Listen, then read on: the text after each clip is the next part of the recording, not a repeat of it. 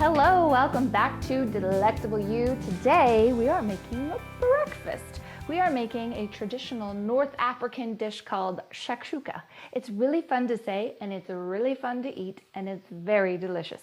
I actually was introduced to it a few years ago and I never tried it, but I always wanted to, and then I finally did a month ago here in LA, and then I tried it again in Boston while my husband was running the Boston Marathon, and I loved it, my husband loved it, and our friend Scott loved it. So of course I had to come home and try to make it myself. And I did that last weekend and it was delicious. And now I'm gonna show you how to make it too. So come on over to the stove where I've got some onions already going and I'll show you what to do. Okay, so as you can see, I've already got some onions that have been caramelizing in about a tablespoon to 2 tablespoons of extra virgin olive oil over medium heat.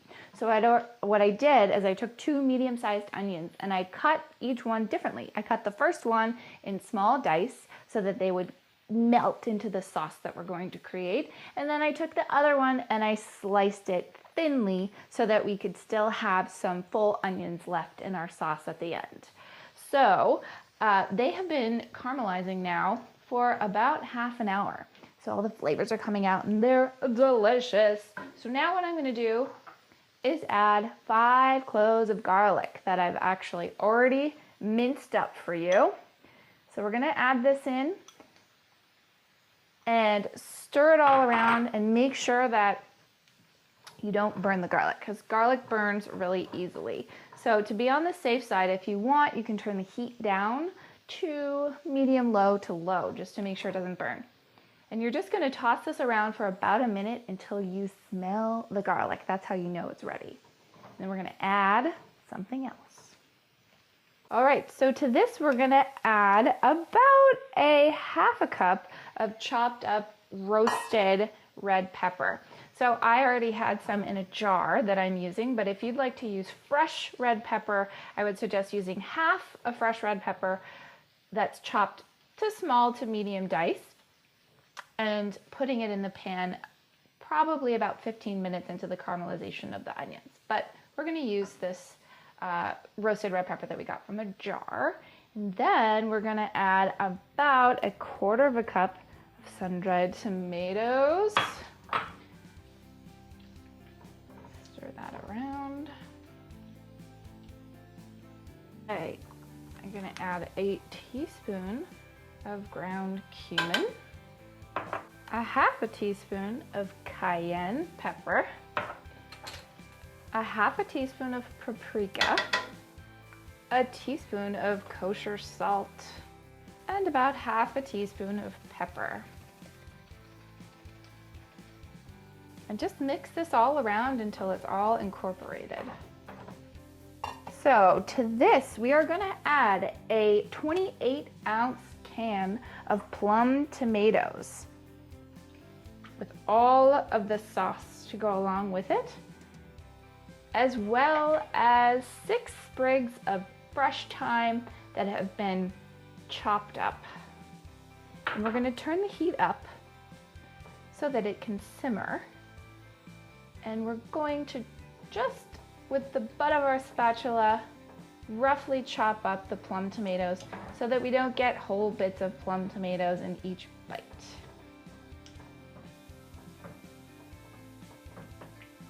All right, so I've turned the heat up to medium high, and I'm gonna let this simmer for about 10 minutes just to let all the spices and all the flavors infuse into the sauce. And then we're going to crack some eggs into this and bake it in the oven until the eggs are nice and over easy at 375. So preheat your oven right now to 375 Fahrenheit.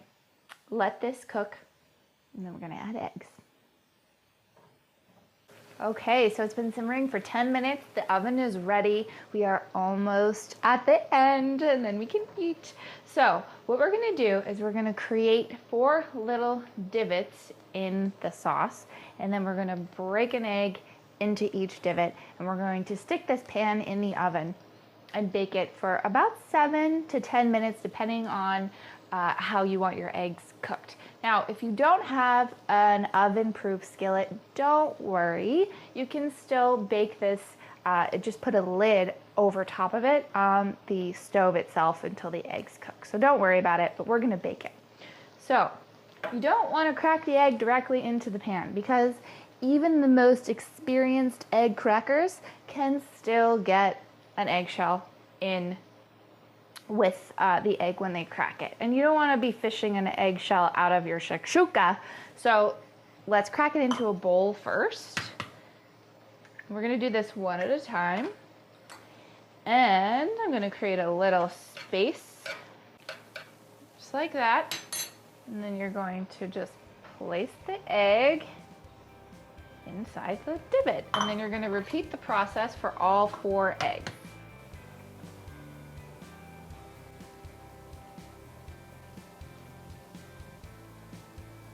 Okay, we've got our 4 eggs in the pan in our sauce, which is the shakshuka.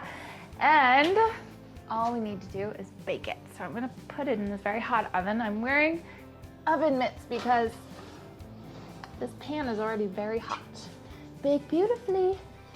I'm gonna set the timer for 7 minutes and then I'm gonna check at 7 minutes to see if the eggs are ready. If they are, I'm gonna take it out. If they're not, I'm just gonna keep cooking them for a minute or 2 at a time. Then I'm gonna take it out, we're gonna finish it off, and we're gonna eat. Oh yes, we're all ready. Check this out. Take a look. This is our shakshuka. And we are just about finished with it, but before we are completely finished with it, we're gonna take a little bit of goat cheese and sprinkle it on top. Oh yeah.